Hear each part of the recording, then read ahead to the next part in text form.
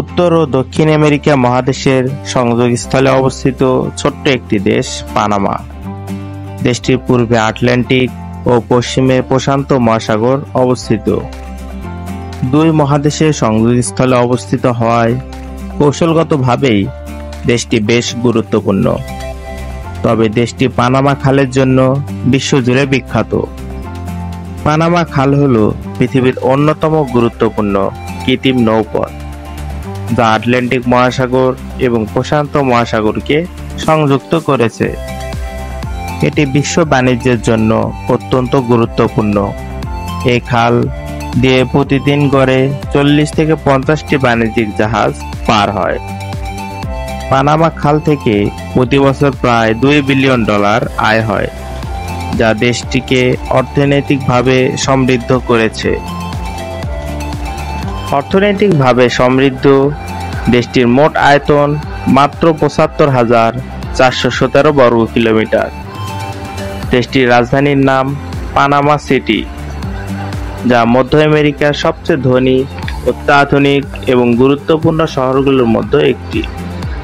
এখানে রয়েছে বিশ্বমানের স্কাইলাইন, আন্তর্জাতিক ব্যাংক, বিলাসবহুল হোটেল এবং পানামা খালের গুরুত্বপূর্ণ বন্দরসমূহ। পানামার ইতিহাস বেশ বৈচিত্র্যপূর্ণ। এটি প্রথম স্প্যানিশ উপনিবেশ ছিল। তারপর 1831 সালে কলম্বিয়ার অংশ হয়ে যায়।